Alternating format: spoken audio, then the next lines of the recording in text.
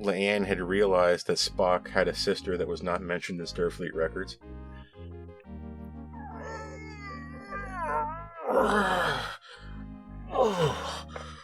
Why did they write that into this episode?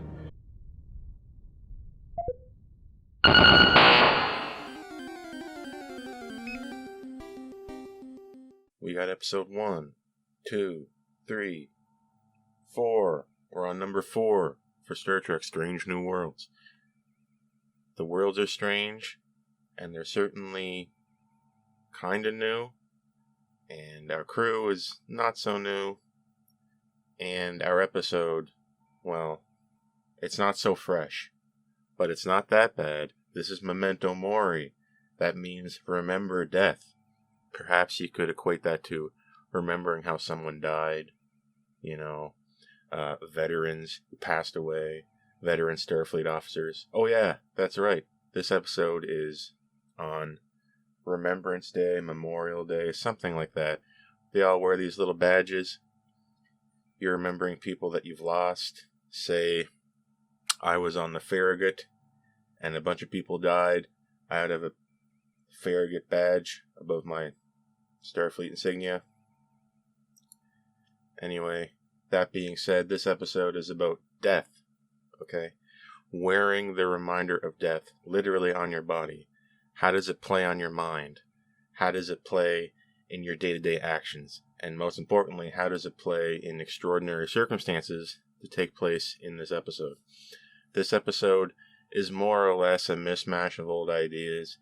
It's not fresh. It's kind of a reheated meal. We just took the episode Balance of Terror, stuck it back in the microwave, and tried to serve it back to me, cynically. And I liked it. That's the sad thing about it, is that sometimes I like a cheap microwave meal. And yes, I did like a cheap microwave version of Balance of Terror. We're bringing back the idea of submarine combat. Bringing back the idea as if that wasn't how the combat was supposed to work all the time in space. Sonar, echo, pings, radar, where are they? I don't know. Can they see us? I don't know. But every shot matters, and you can really feel it in this episode. Not so much pew pew pew, and more so bang, holy crap, who just died? That's Memento Mori. So let's break down what's going on in this episode of Strange New Worlds. Episode 4, Season 1. Right off the bat, I'm just going to ignore the previously on. We don't need it. In fact, I would argue that you could show this episode to somebody who has never seen the show before. I would say this is probably the best episode to start them on. It's just an all-arounder. It's not too wildly off in one direction, and it's not too off-putting, I would assume, for newbies. Maybe just watch this one. If you haven't watched one yet, try this one. If you're trying to introduce someone to Strange New Worlds, try this one. This isn't going to break the bank emotionally, morally, philosophically, but it's an interesting visual feast, musical feast, and you get a basic breakdown of what's really going on in space, okay? The Enterprise is delivering an atmospheric module to a colony planet, as we do. It's a processing unit that helps with their air so that they don't run out of breathable oxygen on the colony that they're on. Our episode opens with Hemmer and Uhura. Uhura is doing a momentary stint in engineering. If you're a cadet and you have a placement on a ship, you will do a certain amount of time in each division. Now it comes time for engineering. I didn't peg her as an engineer, and that kind of confused me when Hemmer said, basic answer, what the A35 unit, A350, whatever it was called, does. You didn't even read the manual, ha ha ha. And then Uhura bounces back with, actually, it was blah blah blah blah, perfect textbook answer of what it was. But does she understand it? Well, she doesn't end up going into engineering, so maybe not. It was supposed to come off as a gotcha moment, and haha, she did read it. Well, it's going to take a lot more than that to impress Hemmer, which is exactly what he said. Knowing something and doing something are two totally different things. According to Uhura, it's not that different from linguistics. You see, we are finding seemingly not interconnected systems and finding out how they are secretly connected. Except I would say in engineering, they are literally connected, and not figuratively, linguistically, or in some other headspace. We are very much dealing in the realm of the real in engineering. When rubber hits the road. We arrive at the planet we're supposed to be delivering this device to, only to find that what's going on, communications are down, there's no communication satellite in orbit, there's no way that radiation could be interfering here, and a ship of refugees from the surface of this planet contacts the Enterprise.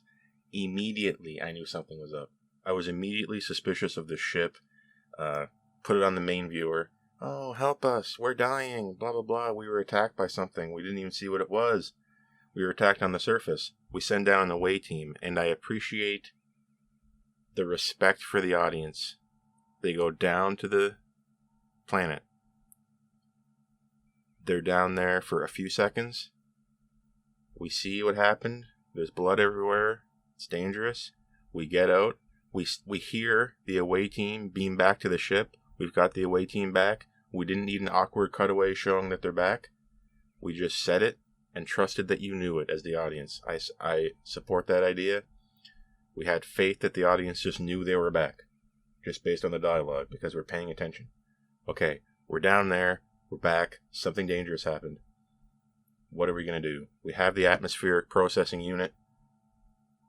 We have a refugee ship now docked to the Enterprise from this planet. Whodunit? We got a clue. We got a whodunit here. Okay, whodunit? Well, given that we've previously name dropped the Gorn, and this is modern Trek, and anything we say earlier always comes back, because in modern Trek the universe has this poetic rhyming scheme to it, where things don't happen unrelated. Everything has to be related, because in modern Trek the universe is small. So I knew it was the Gorn before anyone else knew it was the Gorn, okay? And yes, the Gorn are back, baby, for the first time. For the fourth time. Captain Lorca in Discovery had a Gorn skull, didn't he? He had encountered the Gorn. And this is very Kelvin. We're running around this ship, and Leanne is like, a lightning storm in space? We're beaming into a trap. Oh, no, that's not what did I... Whoa, did I accidentally just go back to Star Trek 2009 in my brain? I didn't mean that. I mean, Leanne said, oh, this is the Gorn. And she says, it's the Gorn! Shields up! Blatantly superseding the command structure that is headed by the captain. Leanne is very much at the center seat here. Like it or not, she's loud. And she's getting her way, baby. Hierarchy of command be damned. I could have done without that, and I could have done without Leanne's outbursts and scaring the crew. I don't think we need the crew any more scared right now. Board meeting, right? Leanne manages to say, well, listen, the Gorn are monsters, and we can't trust them. They're just evil. We can't argue with them. Federation's standard protocol with dealing with other species won't work on the Gorn. Guys, we just saw Picard Season 2. We literally got the Borg to stand down by saying they needed a friend. So spare me this holier-than-thou attitude that she knows better than Federation ideals. She doesn't. She's wrong. And I mean, it is an idea presented in this episode in a skewed and incorrect, perverted way that is standing against itself. Okay, we just showed that the one enemy in the Borg we couldn't argue with. We just showed that finally we could argue with them. I didn't like it, but they did it. So now I'm thinking, oh well, I guess we were right all along, even no matter how crazy it seems. And now we're presenting again that the Gorn can't be reasoned with, they're just monsters. Wait a minute. That's like that episode, The Vulcan Hello. Yeah, the first episode of Discovery. We meet the Klingons.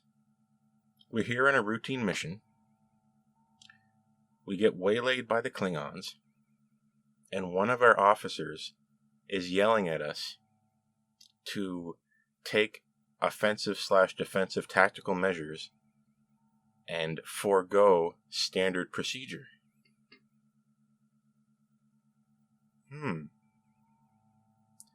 How did that turn out last time? Makes you think. Again, shades of everything that have come before.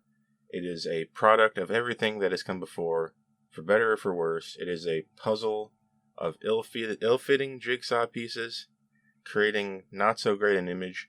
That's another way of saying it's not quite as good as some of its parts. This episode, we're being attacked by the Gorn. It's the Gorn, okay? Guys, it's the Gorn. What are we going to do? We have this idea to sneak the Enterprise into this brown dwarf, which is like a cross between a star and a planet. It's like a hyper-dense small gas giant. Okay? I'll just make that clear. With dense electromagnetic fields around it, complicated electromagnetic structure. The Enterprise going into it has to, for some technobabble reason, disengage a lot of services on board and outboard the ship, shields outboard, electrical systems on the inside. We're basically down to life support here and rudimentary ship systems, and we're floating around inside this gas giant, and you would be forgiven to thinking that we're actually going underwater, because we are going down into a pressure well. We're going down into a gravity well of increasingly higher pressure. We are going into submarine combat mode with the Gorn, and I loved it.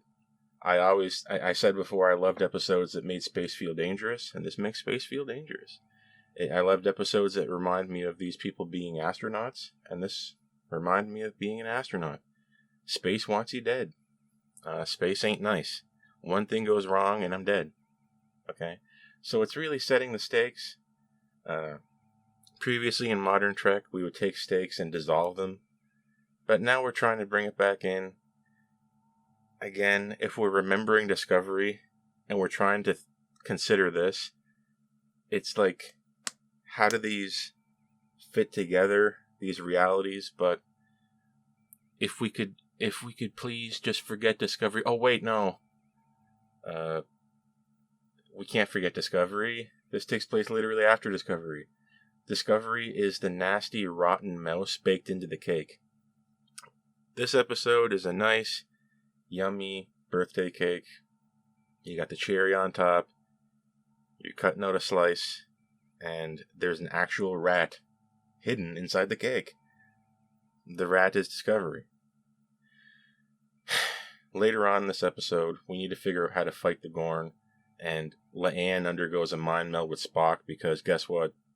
La'an's tragic backstory was that she escaped the Gorn once, and that's how we learned to communicate them through what looks like Morse code. They were flashing lights at each other's ships, and one of them had the harebrained idea to say, why are they scanning each other? No, you dummy. No, you dumb hole. They're not scanning each other. I can immediately tell this was some kind of Morse code using light fixtures. But we needed to go into a mind meld with La'an to figure this out. Okay? And La'an is saying oh yeah, I remember escaping from these Gorn guys. And because this is modern Trek, I can see dead people. So we're showing scenes in modern day on the Enterprise with dead people walking around, and that's like La'an's memory. Oh, I lost this person to the Gorn. So we see them dead. Seriously, go look through every Trek show since the start of Discovery, and you will see dead people walking around. It just keeps happening. They can't stop doing it. La'an and Spock in this shuttle, they're trying, and the shuttle looks enormous, by the way, and if you want me to feel not safe, you make the shuttle feel small, but this shuttle is gigantic, so I felt strong, which was another thing that you would do if you wanted to dissolve the tension. Just so you know, just FYI, we flash a signal to this ship that this other ship has been boarded by Federation, and so that they destroy the ship in order to cull the weak. Tactically good idea, Gorn. Yeah, destroying your own ships like that, whatever. Meanwhile, we drop a torpedo out of the bay with no guidance and have it land assisted by gravity onto a smaller ship. Thus summoning the larger ship, of course. Another tactically sound idea. And this is interesting because we do it by having what I assume is the Enterprise and the enemy combatant in synchronous orbit of the brown dwarf, thus allowing the torpedo to fall directly down as it were.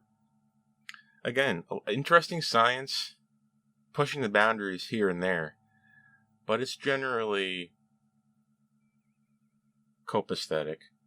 At one moment, Ortega says, I can give you like half impulse because one of the nacelles is busted. And I'm thinking, okay, either they don't know where the impulse comes from.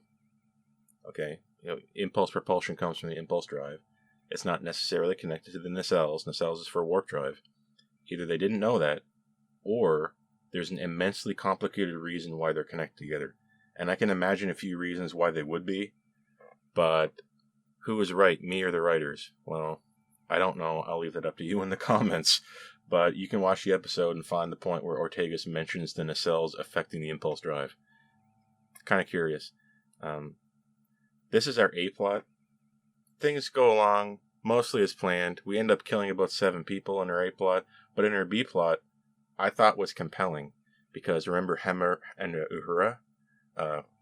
Hemmer being the chief engineer and Uhura cadet, learning the ropes. An interesting situation. We've seen it before, but I always love seeing it. The teacher and the new pupil being caught in an extreme situation where they both have to learn from each other. Okay, Hemmer is blind. Hemmer has the brain. Uhura has the dexterity. What I assume is the reactor inside the atmospheric processing unit stuck in the shuttle bay.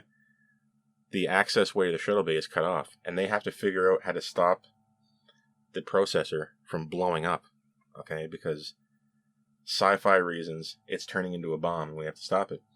A complicated engineering problem that Uhura has to be walked through. You see, and they both learn from each other. It's a real give and take. You see, like the union of opposites, learning how to see without sight, using your hands. Hemmer says he is pacifist, like all the Ain are, apparently. But passivity is not the same as being a pacifist. He says he will not fight for Starfleet. He will defend it. He's a defender. He says he fixes what is broken. Interesting point of view. And it's something that I really feel that we need to bring into the fold for Starfleet. I think exemplary performance on behalf of Uhura and Hemmer. And not just on the acting front. I think they actually did a good job saving the day for themselves, as it were, once the captain reluctantly has to evacuate the shuttle bay of air, thus detonating the processor, causing an atomic explosion, as Hemmer indicates. Why do they do this? Well, they're using an afterimage effect. What happens is they're flying the Enterprise into the black hole. The black hole was what had captured the brown dwarf. The brown dwarf was orbiting and being sucked into the accretion disk of the black hole. Okay, so ticking clock element, the brown dwarf was slowly fading away. They fly the Enterprise closer to the black hole using the warping redshift of light, okay, to create a lasting image of themselves, and then use the imminent to explode processor to make it appear as though the Enterprise itself has exploded. So they're creating an afterimage of themselves, an explosion, to bait the Gorn into leaving thinking that they've won. Pretty smart if you're assuming that the Gorn are stupid.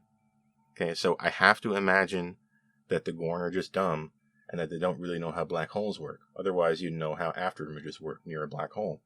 Essentially what's happening is because space is so bent near a black hole, light has a harder and harder time escaping the event horizon of the black hole the closer you get to it. Okay, so if I was getting close to a black hole and you weren't, I could have already left the black hole and you would still be seeing the image of me going into the black hole, because light is slowed down in its escape of it. And how you experience reality is informed totally by how light hits your eye. Okay? So reality literally for you is the light around you. So near a black hole, things appear to be warping in reality, when in actuality I could be long gone. That's what we do to fool the Gorn. However, what you do to light, you also do to space. And what you do to space, you could also be doing to time. So I would be terrified of causing time dilation effect if I was getting that close to the black hole. Hopefully the nacelles were operating well enough in order to auto-cancel that with the milli-Cochrane output. Normally we have that set up so that you don't have massive time dilation. It's something that goes on without us even knowing it, because it's tied in to the background process logic of the warp core. If you're wondering how we avoid time dilation and contraction, just pointing that out there. They didn't mention it, but here's hoping we don't come back to Earth and 1,000 years have passed, because we look kind of close to that black hole. Enterprise being fast and all, right? Notwithstanding. So we saved the day. We worked together, and 7 people died, and we were basically in triage in the med bay, which is to say, we're not healing people. We're just trying to keep them from dying. Lots of people hurt. Not many people died. Interestingly, this was on a Memorial Day for those lost in Starfleet. What do you know? Don't worry, Leanne. We'll be ready for the Gorn next time. No, you won't. For those who have seen TOS, you won't be ready. And Kirk beats the Gorn in a totally different way. Not to spoil it, but it's a good episode. You guys should watch TOS if you haven't seen it. Famous scene between the Gorn and Kirk. The Gorn being the Gorn captain. Great episode. The best I can say is that it's fun. Really cool music. Like a really strong TOS vibe from some of the music. When the Gorn show up, the little musical cue is playing when they're flying around. It just really sucked me into the experience. Really hitting the TOS vibe in terms of audio, I will say. Again, the core of this episode seems at odds with itself, okay? Philosophically, we're all chained to this idea that we can't beat these Gorn using the Federation idea of argument and using exhausting dialogue first. This is clearly at odds with itself if we've seen Picard, and it's clearly at odds with itself if you know how these things work in Star Trek. We always make friends out of old enemies, unless it's the Borg.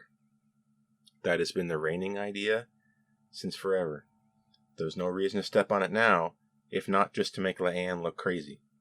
Okay? And Leanne does look crazy. She gets a dress down from the captain, rightly so. Listen, we need to operate as if miracles can happen, because if we operate with that idea in our mind, we may just get a miracle. Which I think was a good piece of dialogue if you consider that we're not operating with a miracle being a strategy or a miracle being a factor. We're intentionally operating as if it could happen, therefore allowing the possibility. An interesting way of looking at it. It's another way of saying, let's just be positive, and we don't need Leanne putting any more fear in anyone's hearts. Okay. That being said, Leanne, Spock, Uhura, Hemmer, Pike, they all embodied the character that they were trying to embody in the writing. It really came through in their performance. I saw fantastic physical acting from the character of Pike. The grunts, the grimaces, and the little one-off sentences, they all worked really well for me. What didn't work so well was talking over the captain, being loud on behalf of Leanne and Una talking over each other. No, you didn't. Blah, blah, blah. Yes, you did. Just calm down. Don't worry about it. Blah, blah. At the beginning of the episode, Leanne did not want to wear her memorial pin. That's okay. She can decide to do that if she wants. She didn't want to wear it.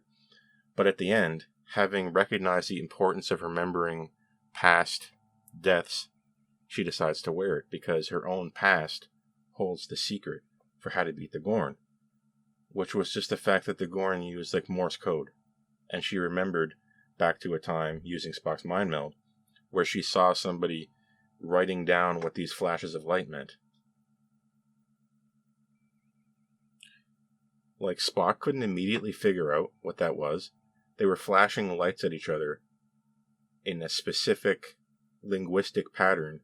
Like, wouldn't it have been cool if, like, Spock saw that, recorded a clip, and sent that to Uhura, and had Uhura figure out what that meant while she was trying to help Hemmer, maybe? Like, it's just, I mean, again, these 4 episodes, they could use a rewrite. Like, the writing is what's killing it. The plotting and the writing. Like, you could replot these 4 episodes to create fantastic episodes without changing that much of the core story beats.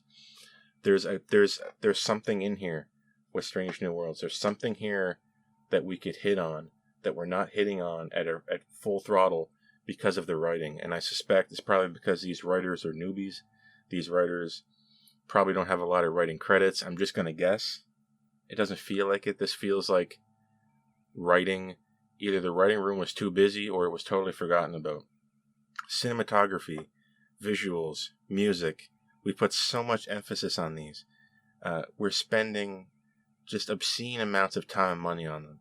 But then when we get to the writing, it's just, whatever. Writing, it's very much a lost art in my opinion. And it used to be that we coasted by on the writing alone. Our shows were going to look terrible because we didn't have money. But what we could do was write. And that's how we saved ourselves. And that's how Star Trek climbed the mountain. Star Trek climbed the mountain of popularity on great writing. And it fell down the other side on bad writing. But beautiful visuals. Depending on who you ask. I still think the Enterprise looks really blotchy and dark in this. But we did manage to avoid tons and tons of lens flares. And I'd be lying if I said I wasn't super excited about the black hole and the brown dwarf and the way the Gorn ship looked. And I was totally engrossed in it. But again, just watch Balance of Terror. Do you need this episode? Not really. That being said, at the point in my career with Star Trek, watching it, that is, I'm not opposed to the idea of just having fun after being bludgeoned to death by jagged rocks and shards of rusty metal for years straight since the start of Discovery. Just the prospect of having regular fun is very, very welcoming to me. Tell me if you feel different, though. This episode, mostly A-plot, a little bit of B-plot. Our A-plot had our characters essentially meet the Gorn, outsmart the Gorn, and get away from the Gorn, avoiding tons and tons and tons of phaser fire. We didn't get to see much of that. Every attack felt like it had a consequence. So important for combat. In our B-plot, we had the bonding of Uhura and Hemmer. They seem to be at odds with each other. But what I've learned from being taught things, especially in engineering in my life, was that a lot of times when the teacher is teaching you, they are also teaching themselves. Because even if someone looks like they have nothing to show you or look totally not unknowledgeable about any specific topic, there's always something that they can give to you. Okay? The teacher teaches themselves as they're teaching you. And Hemmer learns the value of accepting someone as a friend who can help them, who can see them at a weak point in their life, who can bring them out of a tight spot, literally on Hemmer's case, because he had his hand stuck under a box that had fallen on his hand. Good thing we didn't have a blue barrel from TNG, which would have killed him probably. No one's going to understand that, maybe. But suffice to say, Hemmer and Uhura are embodying a classic Star Trek idea of our sum together being better than us apart, okay? We win by working together. Our enemies lose by working apart. Very important idea. Although I would question whether or not Hemmer could get this far in Starfleet without understanding that already. I mean, if you're the chief engineer on the Enterprise, you are a pretty well-rounded person. You know, in Starfleet, we don't need a good pilot. We don't need a good helmsman. We don't need a good engineer. We need good people. Do you understand the difference? We don't need a textbook. Okay, we need people who can work together. We need people who are willing to live and work in close proximity with people who are very different than them. Okay, it takes a certain disposition. This brings into question whether Hemmer had that disposition. Hopefully now he does. This was Memento Mori, Remembering Death. Musically, spot on, like I said before. Visually, I'm going to go yes on visuals. Enterprise is still splotchy, and the Gorn ships looked a little bit visually confusing, as is the usual modern Trek. But it was cool seeing them float into the brown dwarf, fly close to the black hole. We got to see a cool Gorn ship implode onto itself. Most importantly, we didn't show the Gorn.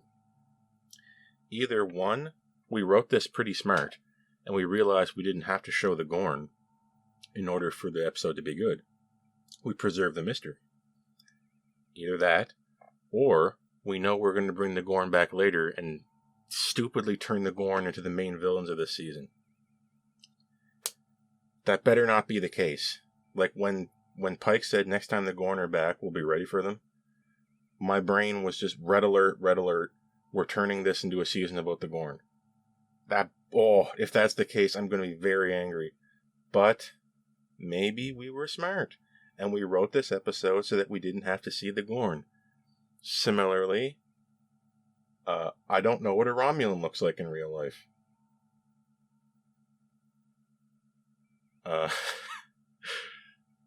Philosophically, you can look at it one way and say this episode is at odds with itself, or you can try to say, okay, life, death, union of opposites, coming together to complete our own puzzle, right? Everybody has a piece of the puzzle that belongs inside yours, okay? Hemmer and Uhura joining together. I'll be the brain, you be my hands. I'm blind, you're not. Working together and incorporating the shadow of our own experience with death to avoid future death. That's what I'm getting morally from this episode. It's in there. It's strong enough to pass the sniff test, but we're not going to be writing home about this one, guys. I don't think this is going to be one for the ages. Just mechanically, we're just doing ship combat, submarine-style balance of terror. Go watch that episode, really.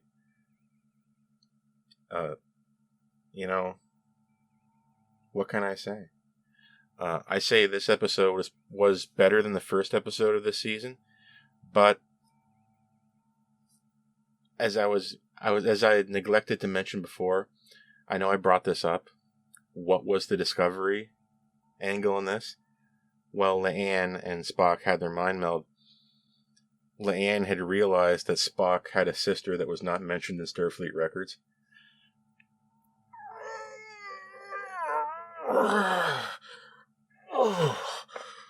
Why did they write that into this episode?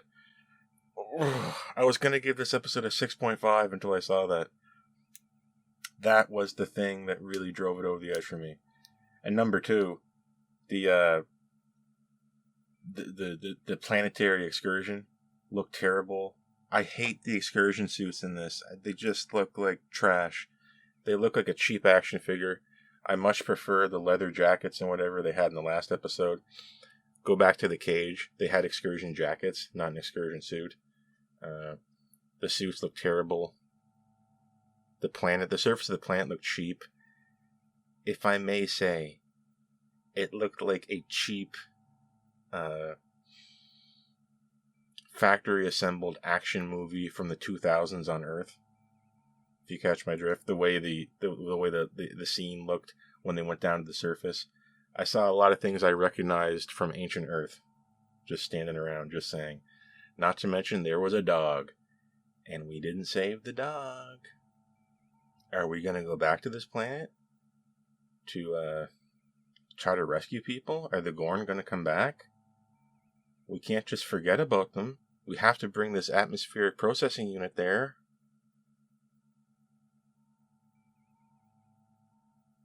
Are we going to go back?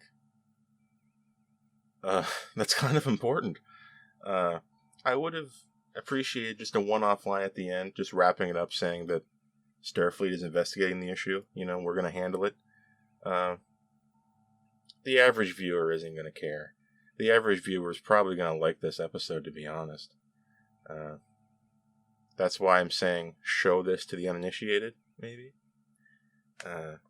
This is my favorite episode of Strange New Worlds so far. I think it just scarcely beats out the first one.